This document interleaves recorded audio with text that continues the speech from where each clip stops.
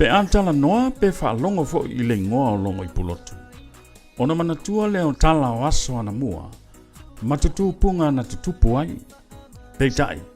O le anta oto le tala o sila fia uma I le tulu. A o le tofa le fionga kati na le pio tau finuu. Na mafua ai o na whaai ngoa le ele ma le whanua.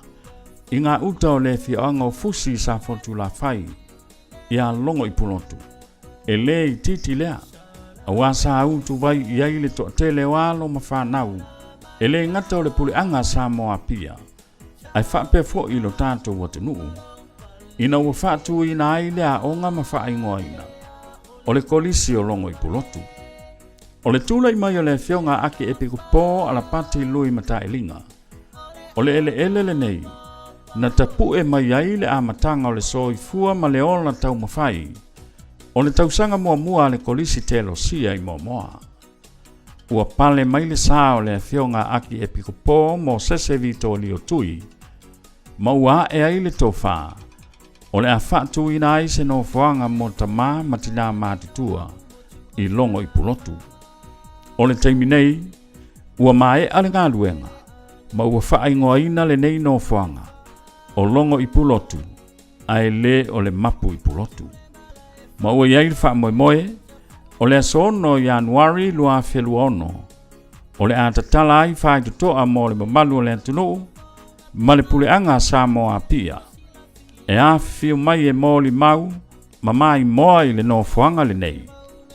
Ai o le aso sfuluiva o le masina lava o Januari lua wheluono. O le a tatala I loa le avanoa, mō tamā matina mātutua. O le a whao ngā ina le nei no fuanga. Tala Falava, my name is Sister Pauline and I am one of the Sisters of Nazareth. We are currently here at Logoipulotu, Home for the Aged. And we are now ready we're opening our doors to anyone who would like to come for a tour. And please to come and visit us anytime from now on. Ia o tatala o mātou lima, tatala o mātou no fuanga, a fio mai, su mai, matala mai au. Si o tātou mafuta, ia masi o mātou tausi, a pelepele, ma wha pelepele, loutou I soifua, e maisi fo I o le mātou ola. Ua amtalia ia le au nanga. Ia toe lava o le anga I mai o tamā matina mātutua. Ia ua le tausinga tamai taisa. Ia maso mātou lango fo. Helo mātou talitonunga ua ato atoa mea uma, vaenga uma. Se lau pasene ia tutonu o potu e a fio ma papa a ao aile pa ia mawalunga o le atunuu. Tamā matina. Ia ua fo I se whaasilinga o le soifua ma le malosi. Ia e o fo I tutonu o Fale ua tāpena ina mo la tau mawhitanga. Ia ua whapena ona whaatoa ina I vaenga I se ese. E leo pitu tasiri sila le kālesia mo na o tangata kātoliko. Ai o loo tatala le avanoa mo so se tangata. O le nei tautua ma le nei au nanga. E o fafua I nātu e au noa ma se tutongi. Ua sauni fo I e fionga I tamai te saa.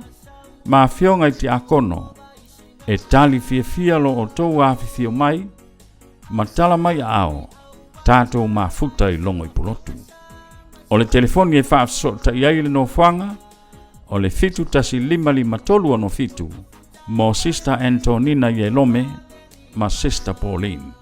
E vea foi le nei ava noa taua, e mo moli atua I alo faanga o le fionga I le aki epikupo, mo sese vito li o tui, whape fo I e fionga I tamai taisa, ma fionga I te akono o le no fuanga I Logoipulotu. Ina ia maua e tamā matina mātutua o le atunuu, ma le puleanga sa moa pia. Se tausanga fau fia, ma le manuia. Soifua.